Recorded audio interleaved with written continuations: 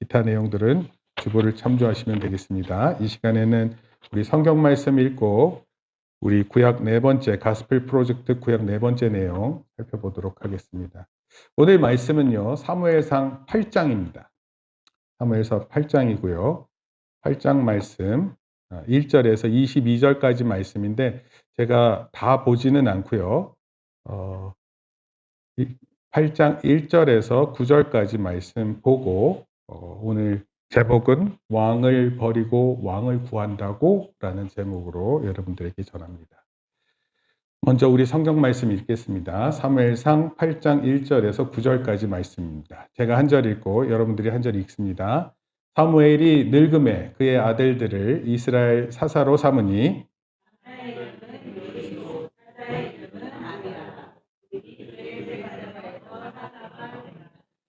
그의 아들들이 자기 아버지의 행위를 따르지 아니하고 이익을 따라 뇌물을 받고 판결을 굽게 하니라.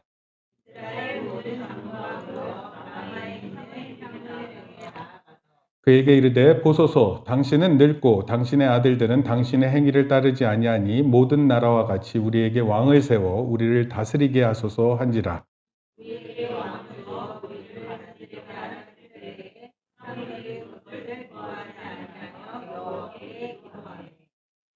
여호와께서 사무엘에게 이르시되 백성이 내게 한 말을 다 들으라. 이는 그들이 너를 버림이 아니요 나를 버려 자기들의 왕이 되지 못하게 함이니라.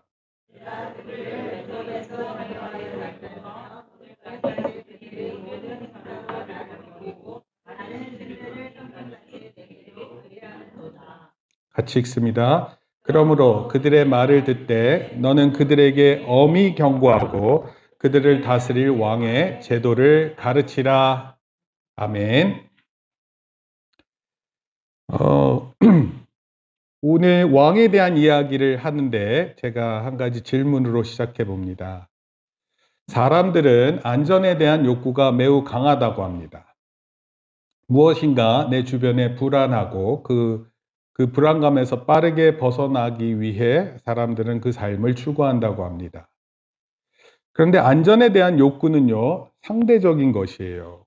비교를 통해서 남들보다 내가 건강한가, 또는 내가 더 좋은 직장을 다니는가, 아니면 내가 더 좋은 학교에 있는가, 학교에서 성적은 좋은가, 또는 통장에 돈이 풍족한가, 이런 것들이에요. 그럼에도 불구하고 불안감은 자신을 불행하다 생각하게 만들기 때문에 사람들은 그 불안을 해소하기 위해 눈에 보이는 또 손에 잡히는 것을 좋아합니다. 무엇인가 내게 있고 내 눈에 보이는 것, 내 손에 잡히는 게 내 가까이에 있으면 불안감으로부터 벗어납니다. 사무엘 당시 이스라엘은 독특한 정치 체계를 갖고 있었어요. 12지파의 대표자가 공동 책임을 지고 있었고 일종의 하나의 중앙 통치 기구는 없었습니다. 하나님이 이스라엘의 왕이기 때문에 심지어 군대와 같은 상비군이 없었어요. 그리고 만약에 위급할 시 각 지파에서 몇 명의 군사를 모아서 그에 대응했습니다.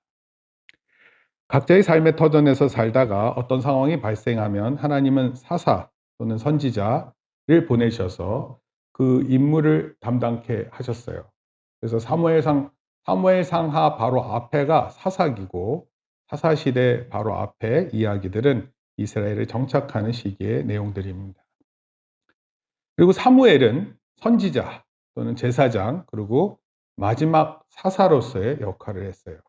왜냐하면 사무엘 이후에는 왕이 나타나기 때문에 그렇습니다. 사무엘 시대에 블레셋은 이스라엘을 자주 괴롭혔어요. 사무엘은 선지자로 하나님을 버리고 이방인을 섬긴 죄를 지적했어요. 그리고 하나님을 바르게 믿을 것을 요구했습니다. 또한 제사장으로서 백성을 위한 제사를, 번제를 드렸어요. 그렇게 함으로써 블레셋으로부터 이스라엘을 구했습니다. 엄격히 말하면 나라를 구한 것은 군사력을 통해서 한 것이 아니라 하나님께 드리는 바른 제사와 예배를 통해서 그 나라가 유지되고 또 보호받았어요. 어떻습니까? 이렇게 살아가는 삶이 어떨까요? 어떻습니까? 예배 잘 드리고 군대는 안 가도 되고 그러면은 어떻게 안전에 대한 우리 마음이 계속 유지될까요? 과연 여러분은 이스라엘의 독특한 정치 체제 안에서 불안했을까요? 안 불안했을까요? 네. 게다가 사무엘상 8장 1절을 보면 사무엘이 늙었어요. 그 중요한 위대한 지도자가. 그리고 그 두 아들이 있는데 그 두 아들은 아버지와 같지 않았어요. 사무엘상 8장 3절에 보면 이익을 따라 뇌물을 받고 판결을 굽게 했다 이렇게 표현했어요. 그건 잘못된 재판을 한 겁니다. 자식들이. 사무엘은 안 그랬는데 사무엘은 나이가 많았고요. 그의 아들들은요. 하나님의 공의로움을 잘 모르고 자기의 이익을 따라 뇌물을 받았다 이렇게 표현했어요. 어떻게 해요? 불안할 것 같으세요? 안 불안할 것 같으세요? 국민으로서. 아버지 사무엘은 이스라엘이 인정하는 지도자였지만 두 아들은 그야말로 엉터리였어요. 그래서 억울한 일들이 많이 발생되는 그런 상황이었습니다.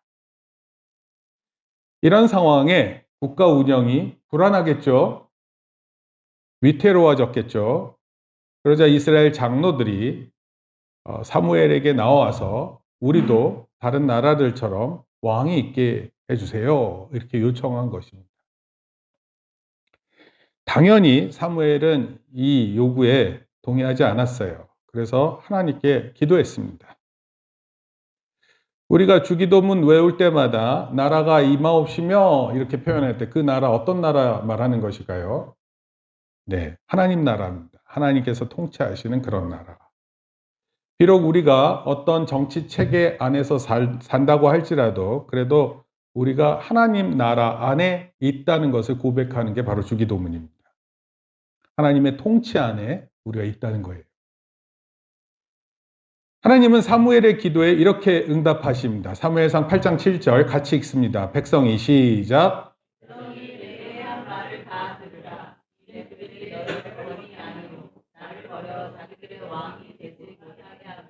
네. 사무엘은요, 왕을 세운다라는 것을 되게 좋아하지 않았는데, 근데 하나님께서 사무엘에게 이렇게 말씀하셨어요. 너를 버린 것이 아니라 나를 버렸다. 그리고 내가 그들의 왕이 되지 못하게 하려고 한다. 이렇게 하나님이 말씀하세요. 어떻게 보면 하나님은 사람의 중심을 바로 아시는 분이십니다. 그리고 8장 9절에 그러므로 시작. 너는 그들에게 엄히 경고하고 그들을 다스릴 왕의 제도를 가르치라. 이렇게 표현했어요. 그래서 사무엘은 왕의 제도에 대해 이스라엘 백성들에게 경고조로 말합니다. 대표적인 내용들만 좀 뽑아서 말씀드릴게요. 11절, 12절. 그가 너희 아들들을 시작.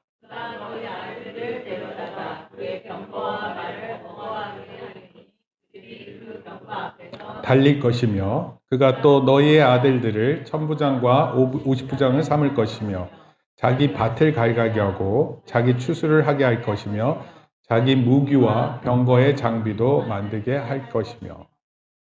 그러니까 왕이 있게 되면 그 왕이 여러분들의 자녀들, 특히 아들들을 어떻게 대할 것인지에 대해서 내용이 나옵니다. 그리고 8장 13절에 너희 딸들을 그가 시작. 그가 또 너희 딸들을 데려다가 향료 만드는 자와 요리하는 자와 떡 굽는 자로 삼을 것이며. 여기 딸 몇 명 없는 것 같은데 딸 둘 있네요. 저 뒤에. 그 딸들 이렇게 딱 왕이 너 향료 만들어. 이따가 설명드릴 거예요. 요리 만들어. 너 떡 구워. 이렇게 일을 시키겠다. 왕이 있게 되면 이러한 일들이 있을 것을 경고했습니다. 그리고 8장 17절 결론적인 표현이에요. 시작. 너희가 그의 종이 될 것이라. 왕이 생기면 너희들 종된다. 그럼에도 불구하고 이스라엘의 장로들은 8장 19절에서 백성이 사무엘의 말 듣기를 거절하여 이르되 아니로소이다. 우리도 우리 왕이 있어야 하리니 그러면서 왕을 강력하게 요구했습니다. 왕정제도 또는 전제군주제 또는 절대군주제 또는 절대주의 이렇게 다 표현할 수 있어요. 이런 체제를 말합니다. 잘하면 이렇게 나가면 독재국가 되는 거예요. 오늘날 왕정제도는요, 왕 군주가 가진 권력을 제한하는 입헌군주제라 그래서 일종의 상징적인 권력이에요. 물론 이제 뭐 왕이 서거했다든지 그러면 국가가 장례를 치르는 이런 건 있지만 그 왕이 통치한다는 개념은 없습니다. 그래서 영국 같은 경우 수상이 있고 일본도 수상이 있습니다. 우리나라의 왕은요, 그야말로 더 이상 왕에 대한 표현이 없습니다.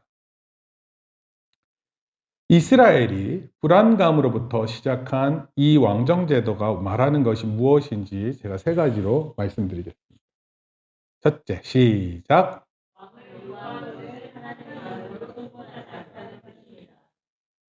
한번 우리도 생각을 해봤으면 좋겠어요.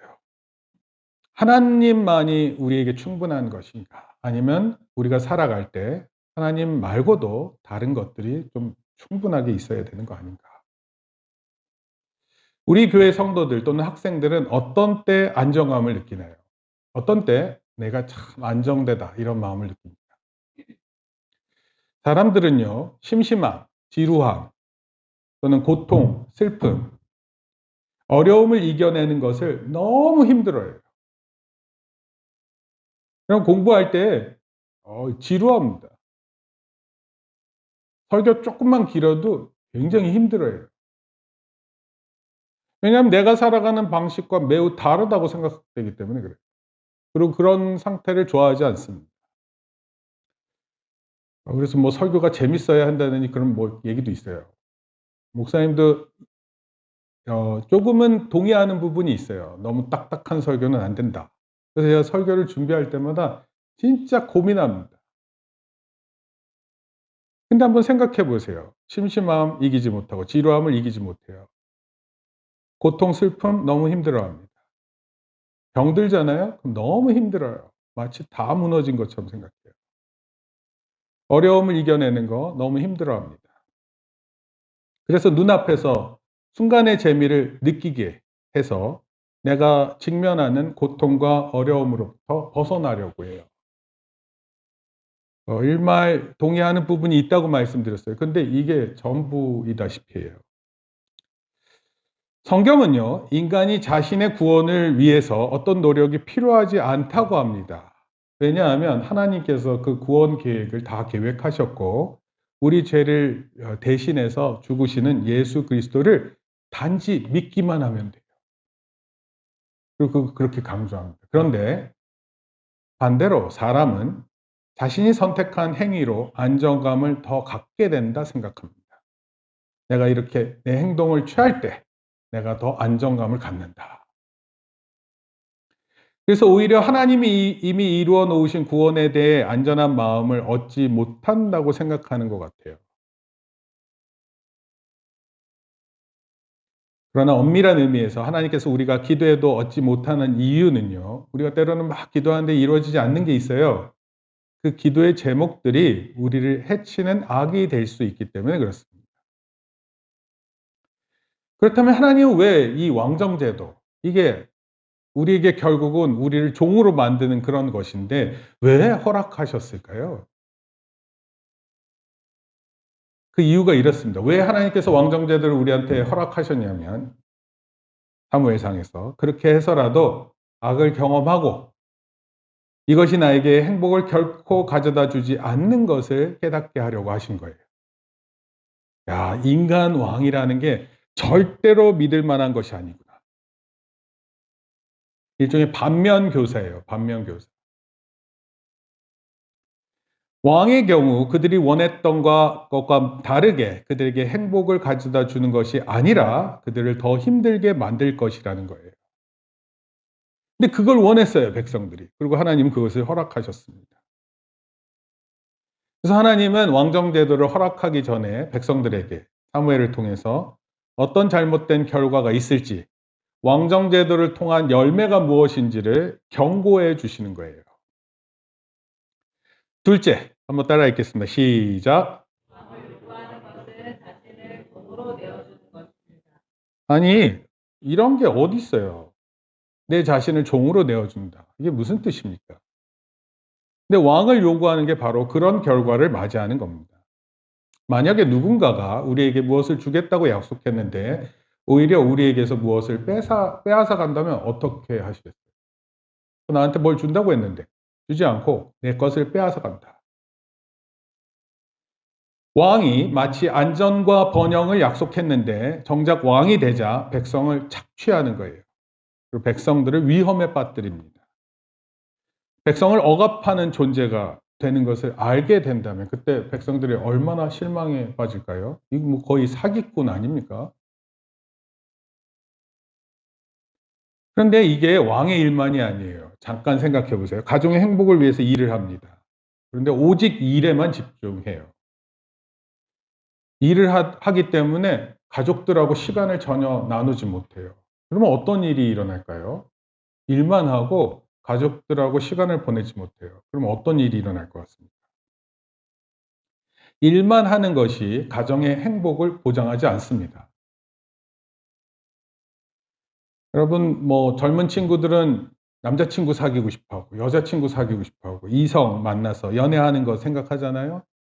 여러분, 연애하는 거 좋은 거예요. 그런데 연애의 모든 것 관심을 빼앗기면요, 우리의 인간관계, 일과 재정을 다 빼앗길 수 있습니다. 돈을 거기다 다 쓰는 거예요. 2월 14일이 뭐죠? 발렌타인데이. 3월 14일은 뭐죠? 화이트데이. 어떻게 좀 초콜릿 좀 받고 그러세요?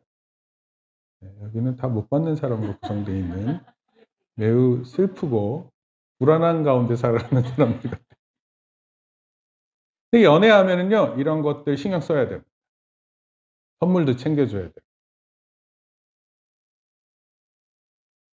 일이나 연애, 우리 삶에서 중요한 요소이긴 해요. 그런데 이것이 결코 우리에게 행복을 가져다 주는 것이 아닙니다. 자칫 여기에 빠지면 자기가 생각한 것보다 훨씬 많은 것들을 희생할 수 있습니다. 여러분, 죄도 마찬가지. 죄는 우리에게 많은 것을 약속합니다. 이것이 달콤하다 말하고, 이렇게 할 때 즐겁다 말하고, 이것이 우리에게 좋은 것이라 말하고, 하나님한테 허용된다고 말합니다. 그러나 결국 그 죄를 위해 우리 모든 것을 빼앗길 수 있어요. 왕을 요구한 것은요, 왕을 통해 적과의 싸움에서 이길 것이라 생각했어요. 왕이 그 적들이 나타나면 그 적을 대항해서 싸울 수 있는 군대를 마련하고 싸울 것이다, 이렇게 생각을 한 거예요. 그런데 사실 이스라엘은 오래전부터 전쟁이 있었고 그 전쟁은 하나님께서 다 이기게 해주셨어요. 무너지지 않을 것 같은 성도 무너지게 하셨어요. 차지하지 못할 것 같은 그런 성을 차지하게 만드셨어요. 근데 더 이상 이런 것을 생각하지 않는 것입니다. 아무것도 없는 가운데 전쟁에서 승리한 결과도 있었는데 이젠 그런 승리를 맛보고 싶지 않겠다는 뜻이에요. 하나님 없이 지낸다는 게, 하나님을 왕으로 더 이상 모시지 않는다는 게 그런 의미입니다. 그래서 이제는 하나님을 의지하는 것 대신에 자신이 가진 능력, 재력 또는 인맥, 권력이 무엇인지 그것에 열중하게 되었고, 그 결과 사람의 능력에만 의지하게 된 것이에요. 그 결과 결국 그것이, 내가 의지하는 그것이 왕이 된 것이에요. 누구에게나 왕이 있어요. 결국 눈앞에 있는 행복을 위해서 자신이 선택하는 왕이 된 것이에요. 오늘날 사람들은 아마도 이런 말에 상당히 동의할 거예요. 내가 결정하는, 내가 책임지는 그런 삶. 결국 이 자신이 왕이 된 왕은 행복과 안정감을 위해 더 집착하고 더 매달립니다. 성공에 매달리고 쾌락에 따라가고 자신의 취미의 모든 것을 걸도록 만드는 거예요. 하지만 그 약속과 달리 자신이 왕이 된 후에 분노가 생기고 또 망가진 자신의 삶을 보게 됩니다. 여러분 분명히 기억해야 돼요. 오직 진정한 기쁨과 행복이 하나님만을 통해서 우리에게 제공되는 거예요. 이것을 잊어서는 안 되는 것입니다. 셋째, 시작. 네. 우리가 세상 사람하고 특별하게 구분되나요? 아마도 주일날 교회 가는 것 제외하고는 뭐 그렇게 크게 다르지 않지 않나요? 밥 먹을 때 혹시 기도하는 사람들이 있으면 그게 약간 다를까? 여러분, 왕을 요구한다라는 것은 이제 내가 공식적인 세상 사람이다라고 말하는 것과 같다, 이런 뜻입니다. 이스라엘 백성들이 하나님의 헌신적인 사랑, 권능으로 돌봐주셨는데, 그렇게 해서 결국 그 약속의 땅을 차지하고 그곳에서 살게 되었음에도 불구하고 하나님의 사랑을 잊었어요. 하나님이 아닌 인간 왕의 다스림에 안정감을 찾았다는 뜻이 바로 그런 뜻이에요. 이처럼 우리도 하나님의 사랑을 우리 현실 삶에서 확인하지 못하잖아요. 그러면 우리 삶은 다른 것에 복종하는 삶이 되는 것입니다. 세상의 왕은 사람을 부려요. 그리고 자신을 우상화합니다.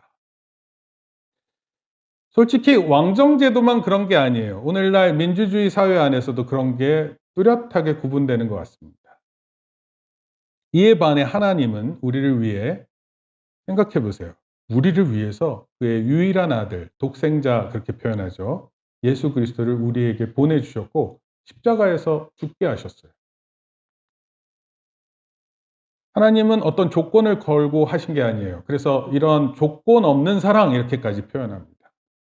우리를 받아주시기 위해서, 우리를 돌봐주시기 위해서, 우리를 구원하시기 위해서 자기 아들을 기꺼이 희생합니다.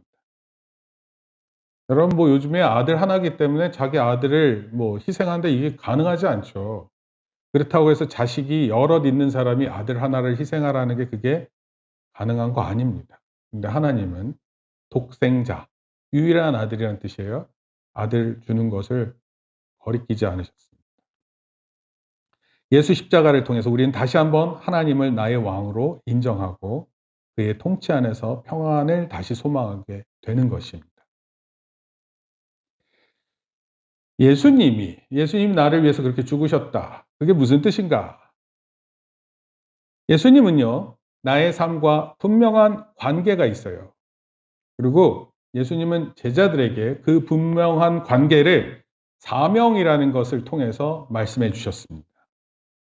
예수님은 승천하시기 전에, 이제 예수님 부활하시고 40일 동안 제자들과 함께 하셨는데 40일 후에 승천하셨어요. 근데 그 승천하실 때 제자들에게 사명을 주셨습니다. 마태복음 28장 19절에서 20절, 너무 중요한 말씀이에요. 같이 읽습니다. 그러므로 시작. 그러므로 너희는 가서 모든 민족을 제자로 삼아 아버지와 아들과 성령의 이름으로 세례를 베풀고 내가 너희에게 분부한 모든 것을 가르쳐 지키게 하라. 볼지어다 내가 세상 끝날까지 너희와 항상 함께 있으리라. 예. 예수님은 어떤 분이시냐면, 예수님은 말씀을 하시면 그 말씀이 실현되는 분이세요. 하나님도 그렇고요, 예수님도 그렇고, 그 하나님이 가지신 말의 권위가, 예를 들어서 태초에 빛이 있으라 딱 하면 빛이 있는 거예요. 그것을 거부할 어떤 조건도 있을 수 없습니다. 마찬가지로 예수님께서 제자들에게 명령할 때 이것은요, 우리에게 주어지는 사명인 거예요. 해도 되고 안 해도 되고 이런 게 아니에요. 그리고 예수님께서 우리와 세상 끝날까지 함께 하시겠다 이렇게 약속하셨단 말이에요. 해야 할 일이 뭐예요? 여기 영어에는 동사가 2개로 나옵니다. 너희는 가서, go예요. go, 가라는 거예요. 가만히 있지 말고. 교회는 이렇게 강대상이 이렇게 있으면 사람들이 오잖아요. 설교하잖아요. 사람 더 모이면 더 많이 올 거 아니에요. 근데 핵심은 가야 돼요. 우리가 누군가에게 가는 게 핵심이에요. 뭐 와도 돼요. 근데 가는 게 더 중요해요. 가는 사람이 중요해요. 그리고 민족을 제자로 삼는다, 이 삼다라는 표현인데, 삼다 이게 무슨 뜻이냐면 영어로는 make disciple이에요. 제자를 만들어라 이런 뜻입니다. 예수님께서 제자를 만드신 것처럼 너희들도 가서 어딘가로 가서 그곳에서 제자를 만들어라 이런 뜻이에요. 그러면 내가 너와 함께 세상 끝날까지 함께 하겠다. 이게 사명인 거예요. 사명. 여기 한 사람 어느 누구도 제외 없이 가는 것으로부터 멀어져 있는 사람은 없어요. 가야 됩니다. 누군가에게 찾아가셔야 돼요. 그리고 제자를 삼아야 돼요. 제자를 삼아야 되니까 뭐 신학교 안 가셔도 돼요. 성경 말씀 잘 읽고 하나님 말씀하는 게 무슨 뜻인지 알아서 그것을 잘 전하면 되고, 신학교 가야 하는 사람은 성경을 잘 설명하기 위해서 준비하면 되는 것입니다. 모르는 게 있으면 물어보고. 잘 안 물어봐요. 물어보는 사람이 많아야 되는데. 물어봐야 됩니다. 그럼 공부할 때도 물어보는 사람이 잘해요. 안 물어보잖아요. 안 궁금 뭐 이런 거예요. 네, 뭐 별로 관심 없습니다. 가끔가다 궁금해서 그렇지. 세상 사람들은 미래의 안정과 번영을 추구해요. 보험을 생각하고 생명보험, 뭐 주식에 투자하고 이런 거 막 생각합니다. 근데 하나님 사람들은 그게 목적이 아닙니다. 심지어 저도 이제 노회 모임에 가면 주식 투자에 대한 목회자들 은퇴 자금에 대한 이런 얘기를 하는데, 뭐 그럴듯하게 들리긴 하는데 그것을 위해서 하나? 이런 생각이 들어요. 그렇지 않습니다. 하나님 바라보며 하나님 안에서의 보장을, 안정을 더 중요시 여기는 것. 사람들은 우리를 통해 왜 저렇게 살지? 이런 궁금함을 유발시키는 것 같아요. 어떻게 그럴 수 있어요? 그렇게 힘든 가운데 어떻게 그렇게 사실 수 있습니까? 예수님의 참된 제자가 되기 위해 사는 것이 더 중요한 가치임을 알고 사는 거예요. 그게 사명입니다. 결론적으로 말씀드릴게요. 사무엘은 하나님 앞에서 바르게 살기를 정말 노력한 사람이에요. 그래서 사무엘상 12장 3절 4절에서 이렇게 사무엘을 표현합니다. 한번 읽어봅니다. 자, 다 읽으세요. 내가 누구의 시작? 내가 누구의 소를 빼앗았느냐, 누구의 나귀를 빼앗았느냐, 누구를 속였느냐, 누구를 압제하였느냐, 내 눈을 흘리게 하는 물건을 누구의 손에서 받았니나 그들이 이르되 당신이 우리를 속이지 아니하였고 압제하지 아니하였고 누구의 손에서든지 아무것도 빼앗은 것이 없나이다 하니라. 사무엘은 진짜 바르게 살았어요. 그래서 물었어요. 많은 사람들 앞에, 장로들한테. 내가 그런 적이 있더냐? 없다고 대답했어요.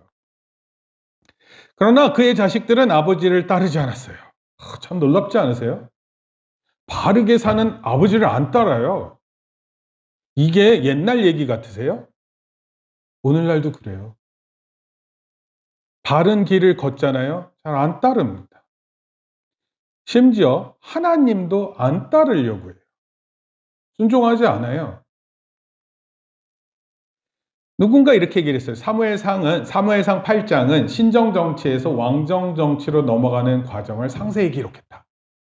신정 정치는 뭐예요? 하나님이 통치하는 그 시대에서 왕이 다스리는 시대로 넘어가는 시대. 그래서 왕에 대한 이야기가 자세히 나와요. 과거에는요, 하나님을 믿는 사실에 대해서 잘 반대하지 않았습니다. 꼭 하나님 의지해야 돼, 이런 말 잘 안 했어요. 마음에 있더라도 입 밖에 내지 못했어요. 근데 사무엘이 노쇠했어요. 나이가 들었단 말이에요. 자식들이 부패를 막 잘못된 일을 하는 거예요. 그래서 이것을 핑계 삼아서요, 일종의 하나님께 반기를 드는 거예요. 우리에게 왕을 주십시오. 이게 무슨 뜻인지 아세요? 하나님께 반대되는 감정을 막 표출하는 겁니다. 단순한 왕정 정치로의 전환이 아니라 오히려 이 기회를 삼아서 하나님 안 믿어도 될 기회를 삼으려고 하는 거예요. 이걸 하나님께서 허락하세요. 잘 알다시피 모세의 형은 그 광야에서 금송아지를 만들었어요. 눈에 보이는. 이 금송아지가 너희를 인도해내신 하나님이다 이렇게 얘기를 하고 사람들이 막 환호하고 열광했다니까요. 그게 뭐예요? 우상이 뭡니까? 아이돌이에요, 아이돌. 우리 아이돌. 교회를 볼 때 대부분 교회를 보면 어떤 누군가의 리더십 보이지 않아요? 그래서 이 교회는 누가 도대체 인도하는 거야? 이렇게 생각할지 모르는데 정말 중요한 것은요. 교회 공동체에는 눈에 보이는 공동체가 아니에요. 사실은 보이는 리더십이 아니라 보이지 않는 리더십에 순종하는 공동체가 참된 공동체입니다. 그럼에도 이스라엘은 왕이라는 보이는 존재에 의지하겠다라는 뜻을 굽히지 않았어요. 그리고 하나님은 사무엘을 통해 이스라엘에게 왕을 허용하십니다. 호세아서 말씀인데 이 말씀이 왜 왕을 허용하시는지 알려주세요. 한번 읽어볼게요. 전에 내가 이르기를 시작. 내게 왕과 지도자들을 주소서 하였느니라. 내 모든 성읍에서 너를 구원할 자, 곧 내 왕이 이제 어디 있으며 내 재판장들이 어디 있느냐. 내가 분노함으로 내게 왕을 주고 진노함으로 패하였느니라. 여러분 왕을 줄 때 어떻게 하셨다고요? 하나님께서 분노하면서 주셨다고요. 분노. 이런 걸 뭐라고 표현을 하냐면 허용적 형벌 이렇게 표현해요. 따라합시다. 허용적 형벌. 하나님 원하지 않는데 여러분들 막 기도하잖아요. 그럼 하나님 그거 허락하세요. 근데 그걸 뭐라고 한다고요? 허용적 형벌.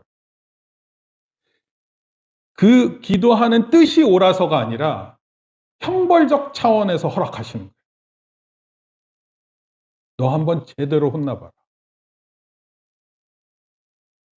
부모가 날카로운 칼을 달라는 자녀에게 그거 주세요? 안 주잖아요. 왜요?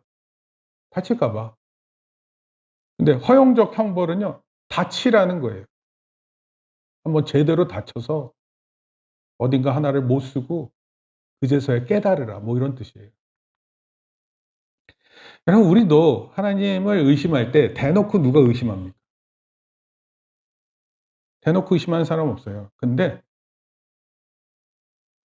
대놓고 의심하는 사람들이 있어요. 저는 대놓고 의심한다고 생각하고 싶지는 않은데 대놓고 의심하는 것 같아요. 그럼 그거를 그렇게 하나님 앞에서 막 한다면 그 어떻게 되는 걸까요? 아마도 이게 형벌적 차원에서 허락하시는 것 같아요. 왕이 생기면 아들은 징집되어서 전쟁에 내몰립니다. 우리나라에서 뭐 최근에 해병대 사건 있죠. 그 귀한 아들 10년 만에 시험관 베이비 만들어서 군에 갖다 놨더니 그냥 죽어서 돌아온 거예요. 그럼 그 어머니 마음이 어떻습니까? 그냥 왕이 생기면 그렇게 된다는 거 이미 경고한 거예요. 딸들은 향료 만드는 자 이렇게 표현했는데 향료 만드는 게 무슨 뭐 퍼퓸 만드는 거기 보면은 영어로는 perfumer 그렇게 표현하기 때문에 뭐 향 뭐라 그러죠? 네, 퍼퓸 향수를 만들어낸 사람 이런 것인데 사실은 그게 아니라 성적 놀이개를 의미합니다. 누군가에게 춤추는 것을 보이고 야한 옷을 입고 나가는 이런 것을 의미하는 어느 부모가 자기 자식 딸이 왕을 위해서 그런 성적 놀이개로 있는 것을 원하는 사람이 누가 있습니까? 어느 부모가 아들이 군대 가서 생명이 어떻게 죽었는지 제대로 모르는 그렇게 되는 상황을 그걸 참을 수 있는 부모가 어디 있습니까? 왕과 그 왕정 제도를 책임지는 사람들을 위해서 한다는 거예요. 결국 기껏 잘 키워놨더니 아들, 딸을 이들을 위해서 봉사하고 있다 이런 뜻입니다. 과거 하나님 앞에서 왕에 대한 이야기를 하지 못하던 이스라엘이 사무엘이 나이 들었다는 것과 자식들이 패륜적 행동을 한다는 것을 보고 하나님 앞에서 왕을 그냥 대담하게 요구하게 된 거예요. 하나님은 형벌적 차원에서 왕을 허락하시고 동시에 하나님은 영원하신 왕의 참 모습을 보여주세요. 지금 당장은 나타나지 않는데 그렇게 해서 결국 왕이 누가 세워지죠? 사울 왕이 세워지잖아요. 근데 사울 왕 다음에 세워지는 다윗 왕을 통해서 영원하신 왕을 하나님께서 소개하십니다. 그 왕이 누구세요? 예수 그리스도세요. 예수 그리스도. 모든 구약의 예언자. 누구를 향하고 있어요? 신약의 예수 그리스도이십니다. 하나님은 우리에게 죄악된 왕들 사이에서도 참된 왕이 나타날 것을 말씀하세요. 우리가 그렇게 하나님 싫어하는 왕을 요구했는데 하나님은 그런 왕을 허락하시면서 동시에 참되신 영원하신 왕을 약속하십니다. 그리고 그 참되신 왕께서 우리의 죄를 짊어지시고 고난 가운데 계신다 그래요. 그리고 그것을 사순절 이렇게 표현합니다. 따라합시다. 사순절. 지난주 우리가 수련회를 떠나서 사순절 첫째 주일이었거든요. 우리가 수련회 기간을 잡아서 어쩔 수 없었지만 이제 사순절 둘째 주 앞으로 계속 사순절 기간이 되고요. 3월 말이 아마 부활절이죠. 그래서 2월 마지막 주부터 3월 마지막 주 전까지는 사순절 기간으로 보내게 됩니다. 여러분 예수님 믿는 사람들은 다른 게 아니에요. 다른 거 아니겠어요? 그냥 일반 사람들하고. 사순절 어떤 뜻이에요? 예수님께서 우리를 위해 고통을 당하셨던 것들을 우리가 기억하기 위해서 우리 날짜를 정해서 생각합니다. 주보 맨 앞에 한번 펼쳐보시겠어요? 제가 이사야서 53장 1절에서 3절까지 말씀을 적어놨는데 한번 읽어보겠습니다. 우리가 전한 것을 시작. 누가 믿었느냐? 여호와의 팔이 누구에게 나타났느냐? 그는 주 앞에서 자라기를 연한 순 같고 마른 땅에 나온 뿌리 같아서 고운 모양도 없고 풍채도 없은즉 우리가 보기에 흠없는 것이 아름다운 것이 없도다. 그는 멸시를 받아 사람들에게 버림받았으며 근거를 걷었으며 질고를 아는 자라. 마치 사람들이 그에게서 얼굴을 가리는 것 같이 멸시를 당하였고 우리도 그를 귀히 여기지 아니하였도다. 우리 예수님 사람들한테 예수님 계실 때도 이렇게 많은 사람들을 치료하면 그 치료에 대한 것도 의심했어요. 그리고 예수님 나타내는 말씀에도 많은 사람들이 도전했습니다. 그리고 십자가에 달리셔서 구원자로 계실 때도 멸시와 조롱을 받으셨어요. 그 예수님의 모습을 기억하면서 한 주간 지내는 저와 여러분들 되기를 바랍니다. 이제 우리가 가스펠 프로젝트 구약 4번째 내용을 시작하는 거예요. 그래서 오늘부터 하나님 말씀을 가지고 충분히 묵상하고 우리가 혹시 우리 삶 가운데서도 왕을 요구하는 것처럼 제멋대로인 모습이 있지 않은지 자기를 점검하는 오늘 하루 또 한 주간 되시기를 예수님의 이름으로 축원합니다. 같이 기도하시겠습니다. 하나님 감사합니다. 하나님 참으로 우리의 왕이 되시는데 오늘 말씀을 통해서 많은 이스라엘 백성들은 참되신 왕을 버리고 제한되고 참으로 인간적인 왕을 선택하고 말아서 결국 그 왕의 종이 되고 많은 모습을 말씀해 주셨습니다. 하나님 오늘을 살아가는 우리의 모습 가운데 우리가 의지하는 왕이 누구인지 또 무엇인지 분명히 알 수 있게 우리를 붙들어 주시옵소서. 그리고 영원하신 왕께서 오늘도 우리를 위해 기도하시고 또 우리를 위해 간구하시며 또 우리의 모든 고통을 아시고 또 우리를 치료하기를 원하시며 우리가 가장 선한 뜻으로 주의 나라를 도모할 때 우리를 돕기를 주저하지 않으시는 그 하나님의 뜻을 발견해 나가는 우리들 모두 되게 축복하여 주시옵소서. 감사를 드리며 예수님의 이름으로 기도합니다. 아멘. 이제는 우리 주 예수 그리스도의 은혜와 하나님 아버지의 크신 사랑과 성령님의 감화 감동 교통하심이 이제 사무엘이 이스라엘 백성들에게 왕에 대한 경고를 통해 또 말하면서 동시에 하나님은 그 왕들 가운데 영원하신 왕이 태어나서 우리를 영원토록 통치하고 다스릴 하나님 나라의 소망을 갖고 그것을 믿고 돌아가는 모든 성도들 머리 위에 또 우리 사랑하는 자녀들 머리 위에 이제로부터 영원토록 함께 있을지어다. 아멘. 하나님께 영광의 박수 드립니다.